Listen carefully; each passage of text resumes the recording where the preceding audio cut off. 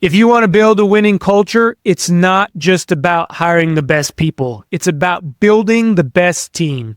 In this season, we broke down what separates teams that survive from teams that thrive. Today, we're pulling it all together. Your blueprint for building a team that doesn't just win once, but wins together over and over again. Are you ready? Hey everyone, John here. Hey everyone, John here. Hey everyone, John here. Hey everyone, John here. Hey everyone, John here. Welcome to the Leaders Leading Leaders podcast. Hey everyone, John here. Welcome to today's episode. We are wrapping up season 14. If you would have told me that we would be 14 seasons into this podcast, I wouldn't have believed it. It's happened over a lot of work, consistency, and you. I want to thank you, Go Be Great community, for consistently showing up, for pushing play, for subscribing to the channel. Everything that you're doing out there, keep doing it because it's working. I see you and I believe in you. In this season, we talked about why team building is essential to building the culture of success. We broke it down into 4 pillars. In this season closer, I'm going to get into each one of these pillars. I'm going to give a couple examples. So I want you to get out your journals. I have mine out. I was journaling this morning and I was excited for today's episode because this is what leadership is about. You first have to lead yourself. Then after that, you lead others.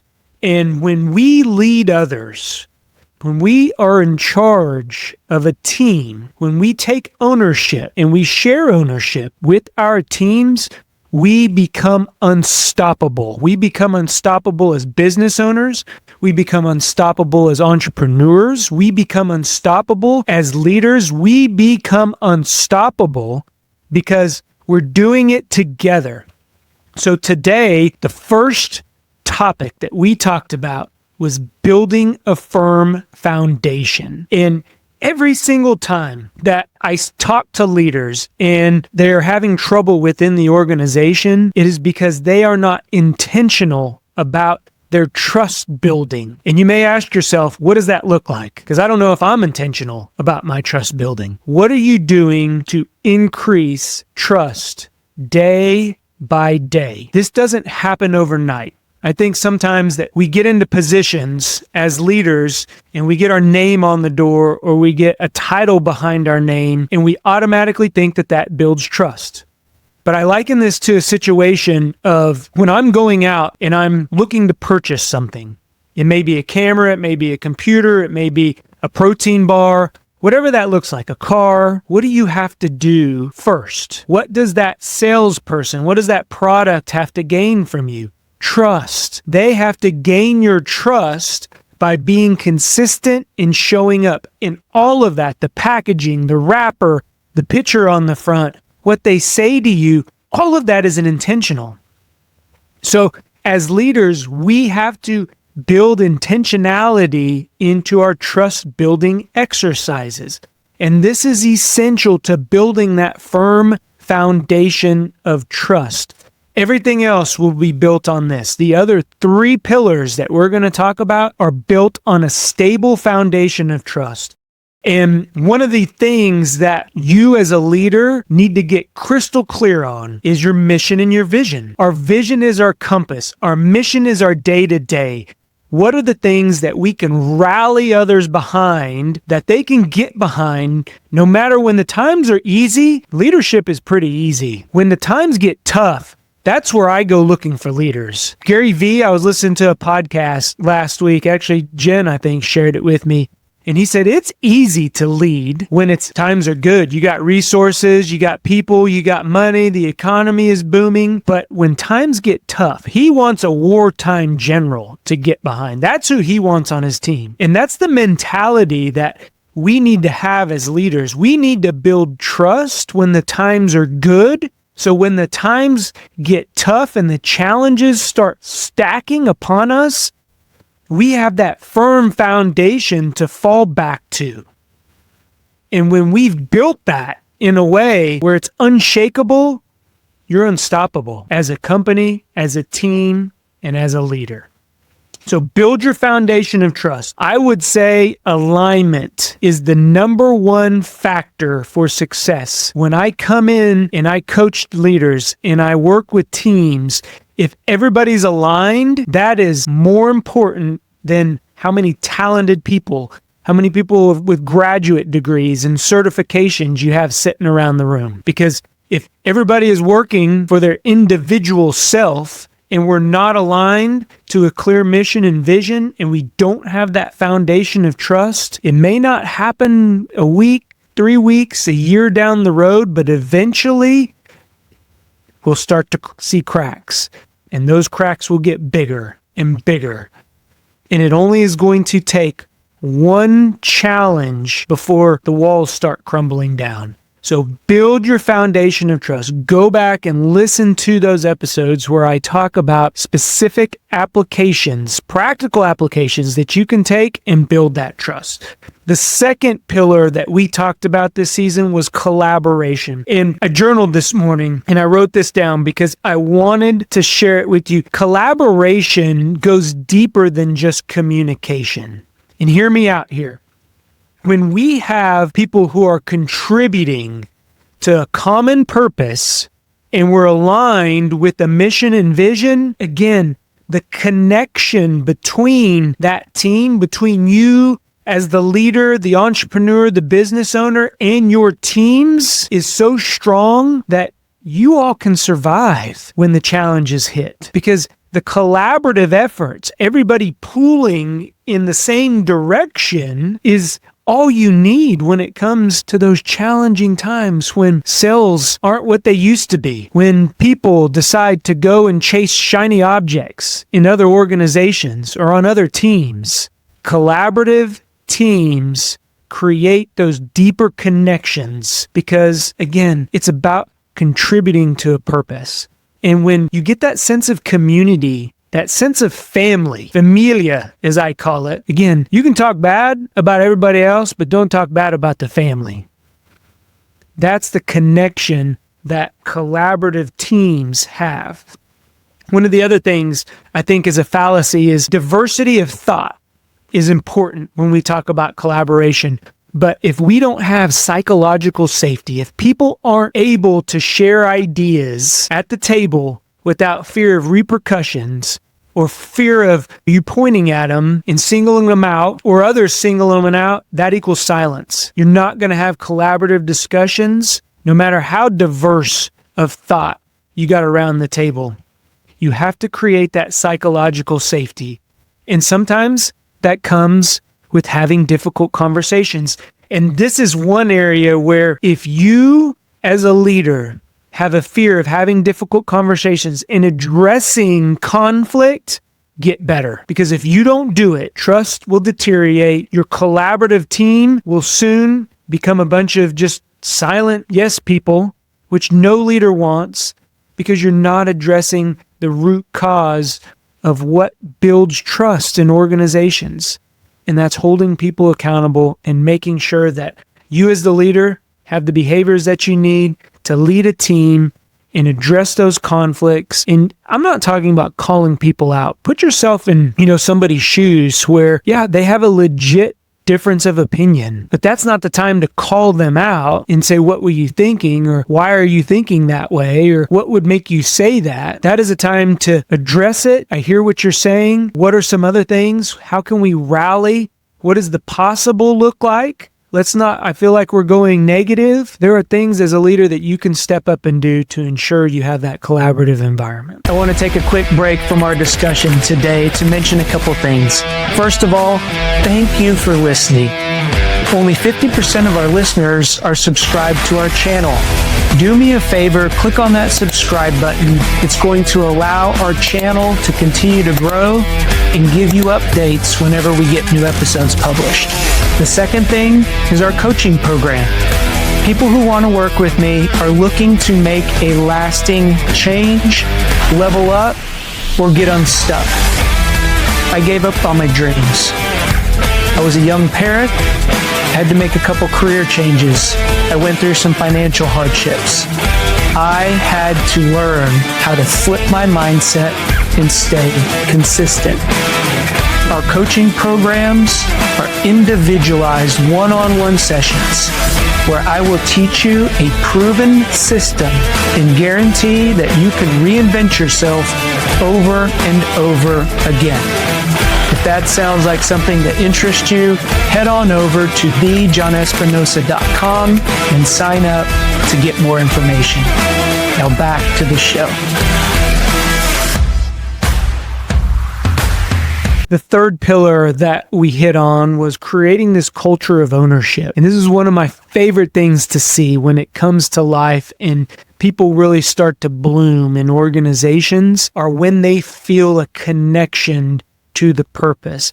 People will support what they help create. And ownership turns ordinary teams into extraordinary teams. When people have a sense of belonging, when they have a sense of this matters to me, a sense of pride in their work. I can remember my grandfather. He didn't have a very high-paying job, but every single job that he had a sense of ownership and he had a sense of pride.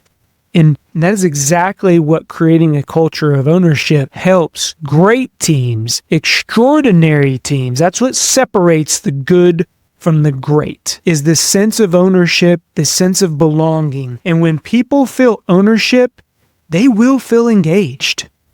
They will feel like they have purpose. And it's one of those things. I studied Gallup's Q12 survey. We used to administrate it at organizations, and it's a 12-question survey. And one of the questions on there is, do you trust somebody to give the keys to your house with? Do you trust your boss? Do you trust your peers? And when you have a sense of ownership into the mission and vision in the company, you're going to hand over the keys to your house.